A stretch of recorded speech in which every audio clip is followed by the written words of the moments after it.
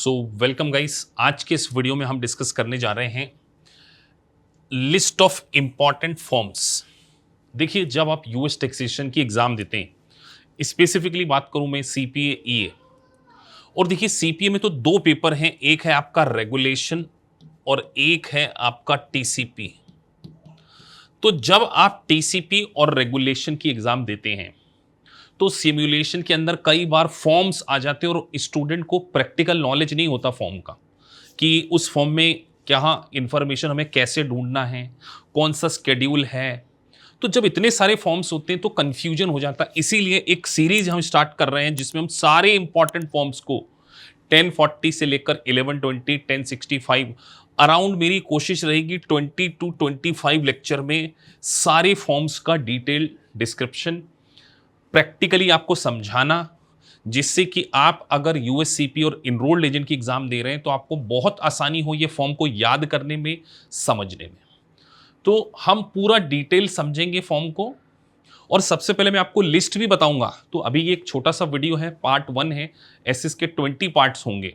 उन 20 पार्ट्स में हम सारे फॉर्म्स को क्या कर लेंगे, डिस्कस कर लेंगे। तो this is the first video जिसमें हम आपको बताने जा रहे हैं कि फॉर्म क्यों इंपॉर्टेंट होते हैं कि स्टूडेंट को अंडरस्टैंड करने के लिए। सो आगे बढ़ने से पहले अगर आपने हमारे चैनल को अभी तक सब्सक्राइब नहीं किया तो प्लीज सब्सक्राइब द चैनल, जिससे कि आपको इस प्रकार का वैल्यूएबल कंटेंट मिल सके। चलिए देखिए, सबसे पहले आपके सामने है फॉर्म 1040। फॉर्म 1040 होता है इंडिविजुअल को जब अपना इनकम टैक्स का रिटर्न फाइल करना होता है। तो फॉर्म 1040 के बहुत सारे स्केड्यूल्स होते हैं, सारे स्केड्यूल्स को हम डिस्कस करेंगे। सबसे पहले तो ऊपर बेसिक इंफॉर्मेशन आपको समझना है, जैसे name of the tax payer, last name क्या हो सकता है, अगर ज्वाइंट रिटर्न फाइल कर रहे हैं वो तो हम डिटेल में डिस्कस करेंगे ही। और देखिए चेकबॉक्स में आप देख रहे हैं फाइलिंग स्टेटस, ये बड़ा इंपॉर्टेंट है। फाइलिंग स्टेटस इसलिए इंपॉर्टेंट है कि आपको पता करना होगा कि वो जो इंडिविजुअल अपना रिटर्न फाइल कर रहा है वो सिंगल के रूप में कर रहा है। देखिए, एक सिंगल है, married filing jointly, married filing separately, और head of the household, और आप देख रहे हैं क्वालिफाइंग सर्वाइविंग स्पाउस। तो ये मिलाकर 5 स्टेटस होते हैं। तो अगर जिस भी स्टेटस में फाइल करेंगे आपको क्या करना पड़ेगा, उस बॉक्स के ऊपर टिक करना होगा। लेकिन हमने फॉर्म को तो बाद में समझना है, पहले हमने इसके शेड्यूल्स को समझना है। तो शेड्यूल्स बहुत ज़्यादा इंपॉर्टेंट होते हैं और बहुत सारे फॉर्म्स को हम डिस्कस करेंगे।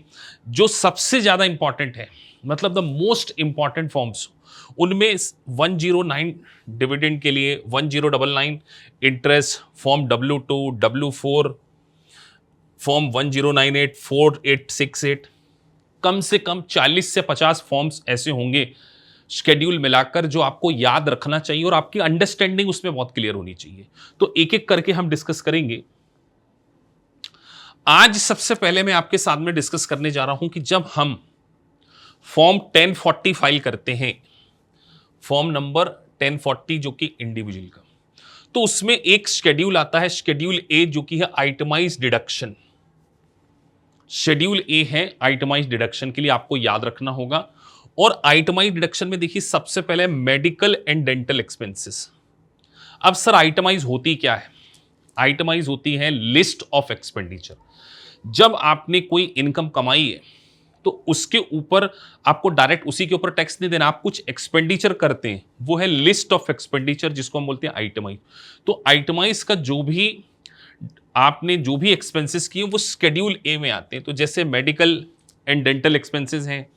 उसके बाद अगर आपने स्टेट एंड लोकल टैक्स पे किया है, उसके बाद अगर आपने कोई मॉर्गेज लोन लिया उसका कोई इंटरेस्ट है, कोई चैरिटी का आपने पेमेंट किया है, कोई आपने कैजुअलिटी या थेफ्ट लॉस आपको हो गया है, तो ये किस चीज के लिए है सर? शेड्यूल ए। आपको ध्यान रखना है, शेड्यूल ए फॉर्म 1040 का किसके लिए है? आइटमाइज। और आइटमाइज किसके लिए होती है? लिस्ट ऑफ एक्सपेंडिचर, जिसमें आपका आ गया चैरिटेबल डिडक्शन, उसमें आ गया आपका मेडिकल एंड डेंटल एक्सपेंसेस, उसके बाद आपका आ गया मॉर्गेज इंटरेस्ट, उसके बाद आप स्टेट एंड लोकल टैक्स। ध्यान रखिए, इनकम टैक्स नहीं। यहां कई बार बच्चों को कंफ्यूजन होता है। Income tax is not itemised deduction. यहां पे क्या लिखा है? State and local taxes.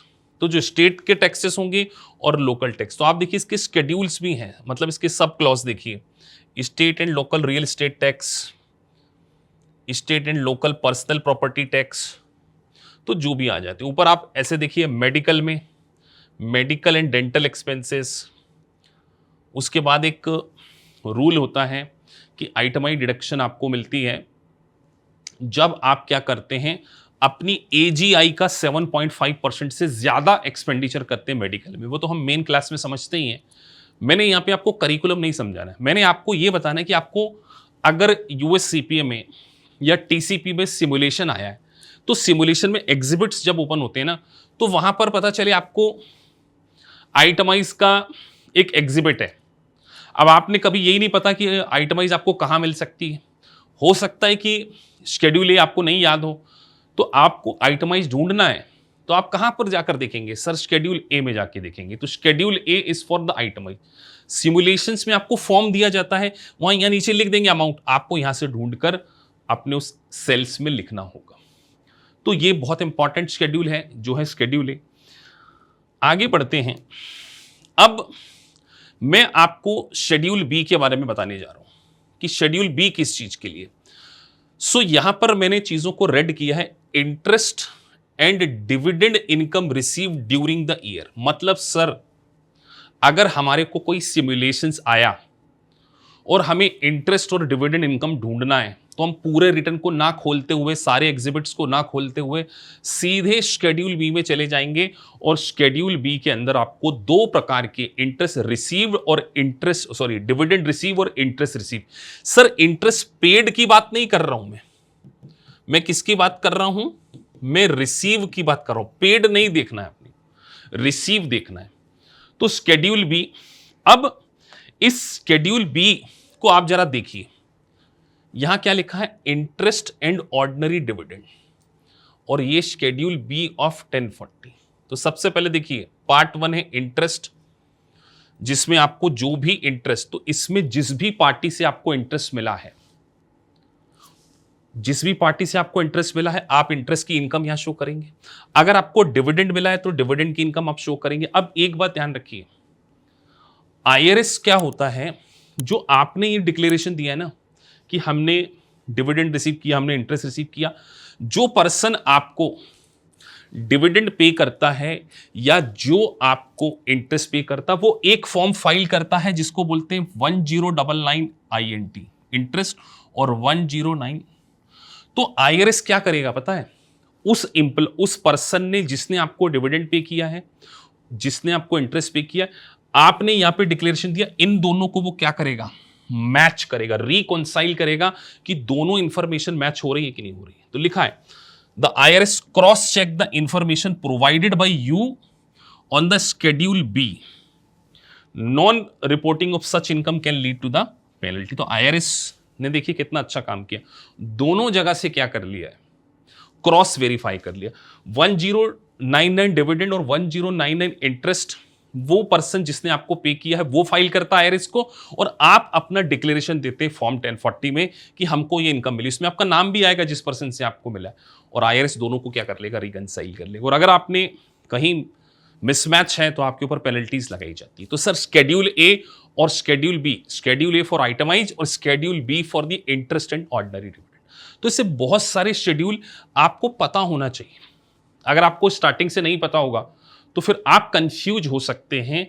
TCP और रेगुलेशन के पेपर में सिमुलेशन को सॉल्व करते समय आपको पहले से ही सारे शेड्यूल्स के बारे में पता होना चाहिए। तो हम बहुत सारे ऐसे छोटे छोटे वीडियोस करके 25 से 30 वीडियो में हर प्रकार के फॉर्म को पूरा डिस्कस करेंगे, और जब सारे डिस्कस हो जाएंगे तो हम आपके सामने हमारी जो प्रैक्टिकल ट्रेनिंग होती है, जैसे कि हम आपको प्रैक्टिकल ट्रेनिंग भी प्रोवाइड करते हैं, तो उसके अंदर हम आपको ये पूरा फॉर्म 1040 जिसमें आपको स्टेटस है, स्टैंडर्ड डिडक्शन क्या होता है, डिपेंडेंट्स का क्या कॉन्सेप्ट है, ये सारे शेड्यूल, तो फॉर्म W2 W4 जितने फॉर्म्स हैं बस आपको इस वीडियो लेक्चर को सीरीज में देखना है। तो ये हो गया आपका वीडियो नंबर 1 हो गया।